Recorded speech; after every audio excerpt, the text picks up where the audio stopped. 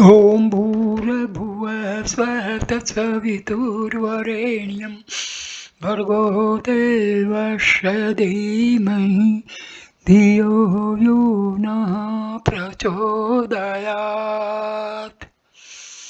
Om Shanti Shanti Shanti. This is video number 3 on Savan Savanubhuti or self-realization of Adi Shankaracharya. देहो अहमित्ययं मूढ़ो धृत्वा तिष्ठतो जनः मम यामित्यपि ज्ञात्वा घटदृष्टेव सर्वदा. Aho, alas, moodha, ignorant, janah, person, ghat, drashteva, like a person seeing a pot, mam yamiti, that this is mine, sarvada, ever, gyatva, knowing, api, even, ahem, this, dehe, body, iti, that, dhritva, holding the view, tishtati, rest, contented. How strange is how strange is it that a person ignorantly rests contented with the idea that he is the body, while he knows it is as something belonging to him and therefore apart from him. Even as a person who sees a pot knows it is as apart from him. The idea that he is the body, this is the view of Lokyanikas, Indian materialist, who maintain that man is no more than a fortuitous concourse of material elements. According to them, the five elements of matter, through permutations and combinations, have given birth to this body as well as to life and consciousness, and with death everything will dissolve into matter again. Stanza number 24. ब्रह्मैवाहं समः शान्तः सच्चिदानन्दलक्षणः न अहं देहो हयसद्रूपो ज्ञानमृत्युच्यते बुद्धिः अहम् I Brahma eva verily asmi am yat because aham I samaha equanimous shantah quiescent Satchidanand Lakshana by nature absolute existence knowledge and bliss asmi am aham I as Sadrupa non-existence itself they have the body nahi never, asmi, am, iti, this, buddhi, by the wise, jnanam, through knowledge, uchyate is called. I am verily Brahma, being equanimous, quiescent, and by nature absolute existence, knowledge, and bliss. I am not the body which is non-existence itself. This is called true knowledge by the wise. I am verily Brahma. I, the self or Atma, is Brahma, as there is not even a single characteristic differentiating the two. In other words, there are no two entities as Atma and Brahma. It is the same entity, Atma, that is sometimes called Brahma. When a person makes an inquiry into the real nature of this external world, he is led to one ultimate reality which he calls Brahma. But an inquiry into the nature of the inquirer himself reveals the fact that there is nothing but the Atma, the self, wherefrom the so-called external world has emanated. Thus he realizes that what he so long called Brahma, the substratum of the universe, is but his own self. It is he himself, so it is said, all this is verily Brahma, this Atma is Brahma. Mandukya Upanishad 2. I am not the body, I am neither the gross, subtle, nor the causal body. Stanza number 25. Nirvikaro, Nirakaro, Nirvado, Aham Vyay, Na Aham Deho, Visdrupo Gyan, Jnanam atichyate buddhi. Ahem, ahem I, nirvikara without any change, nirakara without any form, nirvadya free from all blemishes, avyaya undecaying, asmi am, ahem, etc. I am without any change, without any form, free from all blemish and decay, I am not, etc. निरामयो निराभासो निर्विकल्पयो हम आततः न अहम देहो हयुषद्रुपो ज्ञानम त्युच्यते बुद्धि अहम आई निरामय not subject to any disease निराभास beyond all comprehension निर्विकल्प free from all alteration आततः all pervading अस्मि am ahem, etc. I am not subject to any disease. I am beyond all comprehension, free from all alternatives and all pervading. I am not, etc. I am beyond all comprehension. I am not comprehended by any thought, for in the Supreme Atma no thought, the thought of the subject and the object, the knower and the known, not even the thought of the self and the non-self, not self is possible, as all thought implies a duality, whereas the Atma is non-dual. Stanza number 27. Nirgano niskriyo nityo nityamukto aham tyutah na aham deho hayisdrupo jnanam tyuchyate buddhi. Ahem, I nirguna without any attribute, niskrah without any activity, nitya eternal, nitya mukta ever free, achyuta imperishable, asmi am, ahem, etc. I am without any attribute or activity. I am eternal, ever free and imperishable. I am not, etc.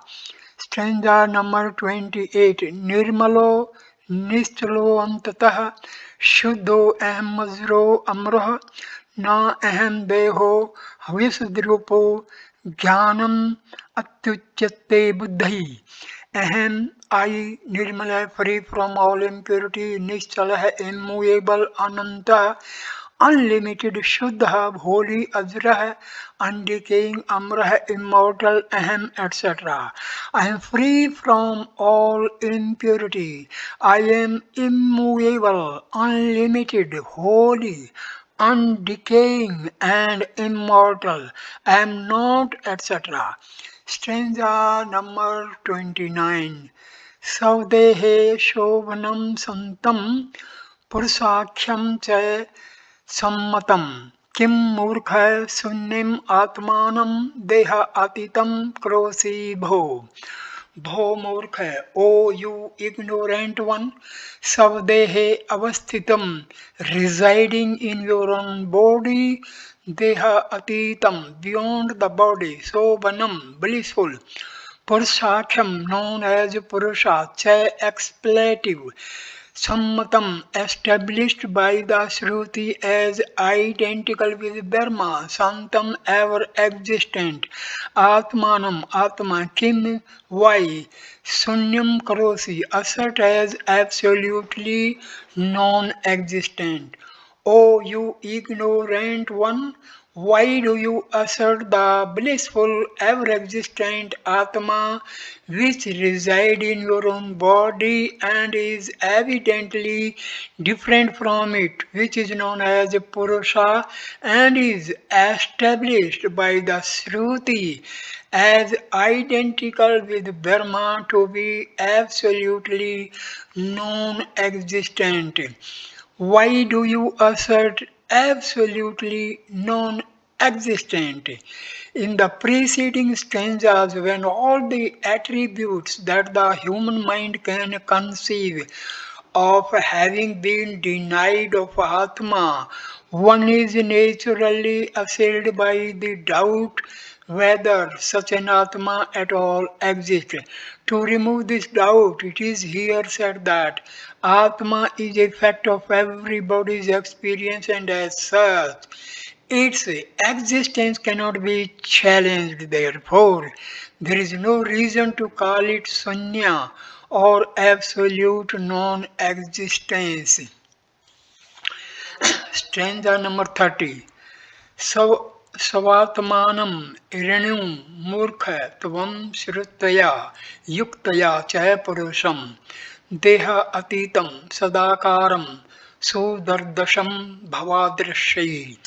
Bho Murak, O you ignorant one, Tvam you, so Atmanam, your own self, Shrutaya, with the help of Shruti, Yuktaya, by reasoning, Cha also, Purusham, Purusha, Deha Atitam, beyond the body, Sadakaram, the very form of existence, Kintu, but Bhav Adrisha, by persons like you, Sudardasham, every difficult to be seen, Irenu Avadharya, realize.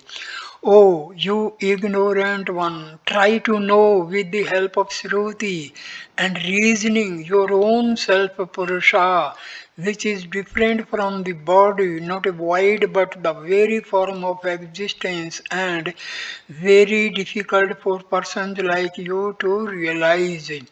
With the help of Shruti, with the help of such Shruti text, etc., subtler than this Atma, that is the body, which is full of flesh and blood. There is another Atma, Taittiriya Upanishad 2.2. It is thus clearly stated that the Atma, which is sometimes mistaken for the body, is in fact quite different from it. Persons like you, persons of your caste of mind, who, on account of their great attachment to the body, overlook the vital differences which exist between the body and the Atma and blindly assert their identity. हम शब्देन विख्यात एक एवं स्थितः परम सथुर सत्वनेकातम प्राप्त कथम स्यादेक पुमानः परः beyond the body पुरुषः पुरुषा अहम शब्देन by the word I विख्यात known एक एव as only one sthitah existing asti is sthula, the gross body too on the other hand anektam manifest manifoldness प्राप्त है obtained तदासु देह का the body katham how pumanah purusha sayat can be. The Supreme Purusha known as I is but one, whereas the gross bodies are many. So how can this body be Purusha?